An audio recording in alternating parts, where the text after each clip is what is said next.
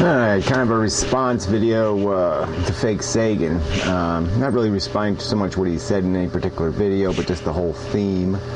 Just see if I can provoke a response from him, see if I can get some sort of coherent answer.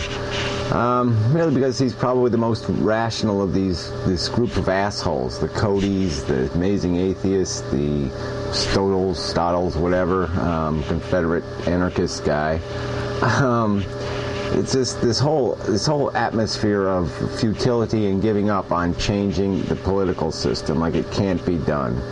And it's really irritating because the energy to get it done, it's going to require people, numbers. It's a numbers game. The system can be changed. Everybody says it can't, apparently. They don't believe it can. Nothing can change.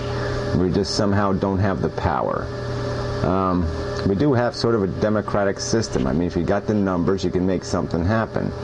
And I just don't get all this turn around, walk away, especially when they're walking away to nothing. I mean, anarchy's not going to work. The government disintegrating isn't going to. It isn't manageable. It isn't as a practical matter going to get us anywhere. And if we had a civil war tomorrow, what plan is going to be implemented the day after? I mean, what new constitution are you guys going to write? Because I don't think you have a plan that's going to be that much different than democracy all over again. Maybe you'd make some refinements, and that's sort of what the thing is, though, is that what would you do to fix it? What would you do to prevent what we ended up with? And I think the key would be accountability. You would impose accountability, make the government responsive, really, as direct a way possible to people, and not in simplistic ways like, well, let's have a 3-sentence proposition that will turn into law that really won't do the job, because it'll be such simplistic law that it can't do anything productive. But yeah, representative government works if it's done right. I think it's theoretically the plan.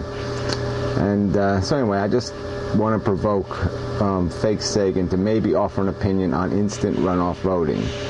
It would make a huge difference. I mean, he talks about voting third party, but there's absolutely no point in doing that until instant runoff voting exists. No point in doing it as a practical end game. There's a point in saying, yes, I'll vote third party, but ideally what you want your third party candidate to do is extort one of the two parties for concessions and then bail out. Ralph Nader had huge power and he wasted it. He squandered every little bit of it because he wasn't willing to rationally negotiate with either party for concessions. And that's the way change is going to happen to this two-party system. And it can be broken tomorrow. We can break it. It just requires enough numbers. If we become a special interest, then we can tell the party what to do. And that's the way the system works now. There's special interest of a large enough number that they will control the dynamics and can demand what the party is going to do. And so you have labor unions, government employees on one side, and you got the right-wing conservative Christians on the other side owning the other party. These special interests that are served by the parties.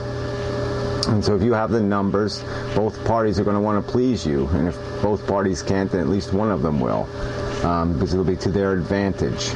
And so anyway, I think if you have instant runoff voting, then third-party candidates become viable. They become a real part of the game, and they're going to start changing the politics, bending the politics, forcing the parties to be more honest and more reflective of what their true values are. And I think if you also get rid of this geographic bias in how we vote, it just it changes the whole democracy.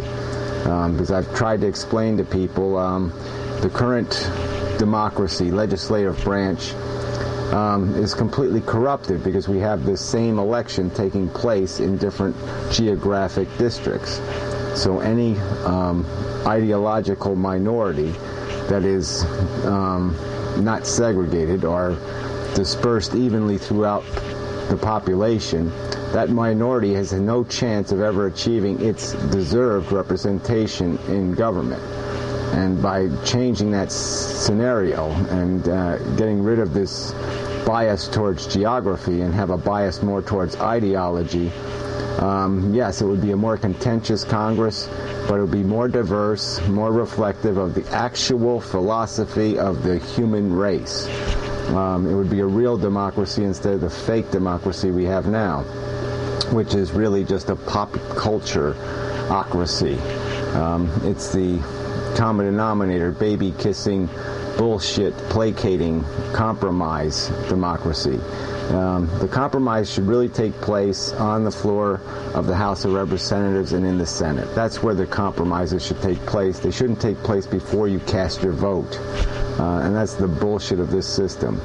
So elections can be opened up. These things can take place. And all we have to do is have enough numbers. And the Democratic Party is not too far. I mean, they can be pushed to support these principles, because some of these, most of the people in that party support representation. They support the people, we the people, and they would, even if they have to compromise some of the power that the labor unions have, they will be willing to do that. I think the parties will be able to move, migrate into a direction that provides more liberty to we the people and more control in terms of what our democracy looks like. So anyway, I'm going the long way around. I want to make this just a quick video. I mean, these are just simple concepts: instant runoff voting and changing the geographic bias that exists in the election of legislative bodies. And if you change those two things, you can make the system much more accountable, because you'll have a lot more diversity, a lot more honesty in terms of the representation. We won't be forced to vote for these compromised candidates. We won't be given two lousy choices. And all candidates will be viable, and you know, you'll get much closer to what you want, rather than just this lesser of evils kind of crap. So anyway, the system can be fixed. We can impose accountability. We can have laws that are principled.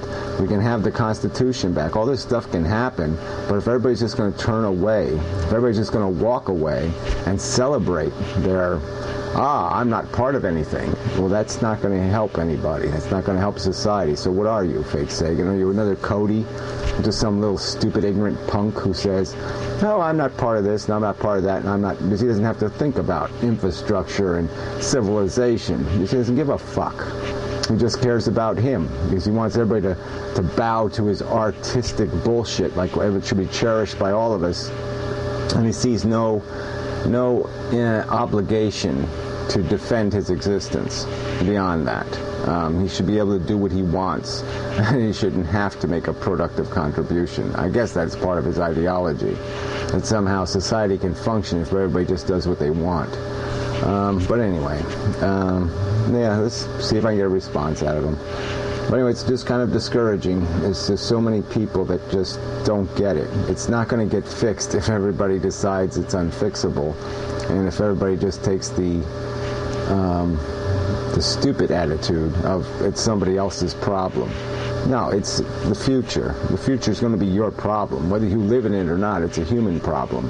And if you're fucking human, you've got to realize that. That, you know, you're just walking away from a ton of people that are going to be subjected to shit because you chose to do absolutely nothing to prevent it. And that's just shit. That's just bullshit. I mean, doing nothing. I mean, all you have to do is say, you know, a little bit of thinking, a little tiny bit of thinking, and just to realize that there is something that can be done, and that all you have to do is raise your hand and say, yes, I'm for that. I mean, it really isn't that much work just to say, yes, I support that. Fuckers. Anyway, at the end.